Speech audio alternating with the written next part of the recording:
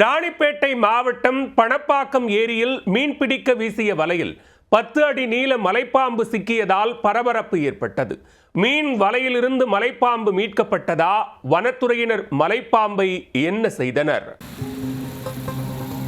ராணிப்பேட்டை மாவட்டம் பணப்பாக்கத்தில் உள்ள ஏரியில் அப்பகுதியைச் சேர்ந்த இளைஞர்கள் சிலர் மீன்பிடிக்க வலை வீசியுள்ளனர்.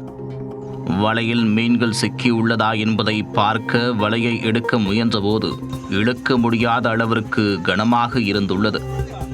அதிக அளவில் மீன்கள் சிக்கியிருக்கலாம் என்று நினைத்தவர்களுக்கு கடும் அதிர்ச்சி காத்திருந்தது.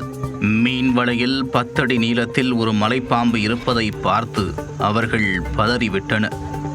மீன் வலையில் நன்றாக சிக்கிக் கொண்டதால் அதிலிருந்து பாம்பை விடுவிக்க இளைஞர்களால் முடியவில்லை.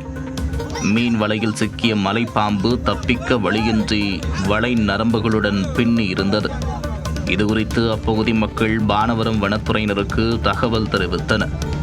சம்பவ இடத்திற்கு விரைந்து சென்ற வனத்துறையினர் மீன் வலையை கத்தியால் அறுத்து மலைப்பாம்பை பத்திரமாக மீட்டனர்.